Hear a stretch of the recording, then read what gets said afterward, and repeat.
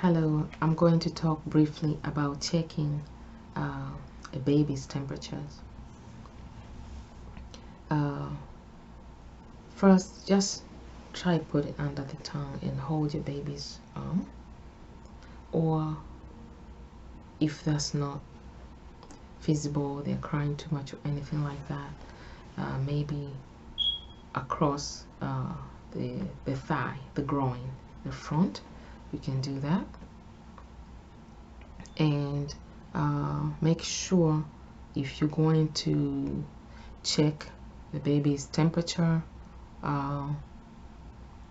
through the bottom, be very careful.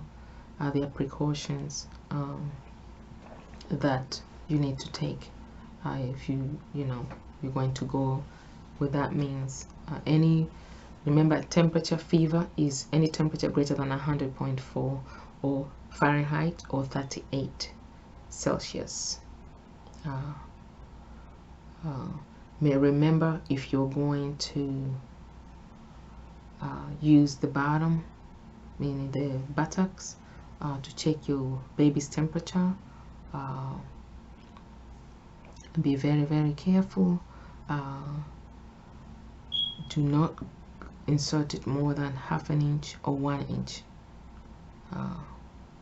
and just wait for 1 minute or so. Hold the baby close so they're not struggling or anything. 1 minute, you'll hear a beep, remove it and check the reading.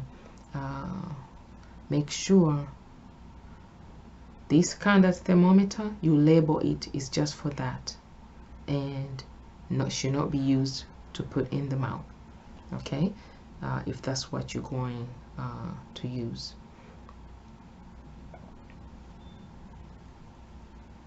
And that's what I forgot to talk about when I was talking to the other on symptoms, and I was talking about fever. Now I was talking about things that you can use to check for oxygenation. This is a pulse oximeter. Remember, the normal number is 95 to 100, but if a patient is really having pneumonia or symptoms as we were speaking, you will see the number is below that, and if it gets to below 90, that is a concern. Make sure to let someone know. And remember, these machines, they will check your oxygen level and they will check your heart rate at the same time. Usually people with fever, they have an increased heart rate. This is another type. It comes with any local pharmacy. Go online and order this if you are not allowed to leave your house.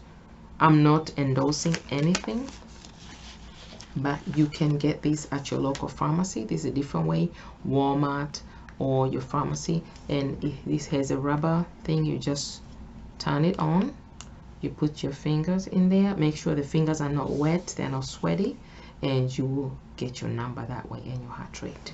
That's what I wanted to talk about that I missed speaking. And make sure you record what you date, time, and record the number of oxygenation, date, time, and the number. And thank you for listening. Let's continue learning about this, how we can handle this COVID-19 at home so we are not overwhelmed, so that our families are safe, so our communities are safe. Thank you for listening. Again, this is Felicia Bookie Sims, and I'm coming to you as a nurse, as an educator, and as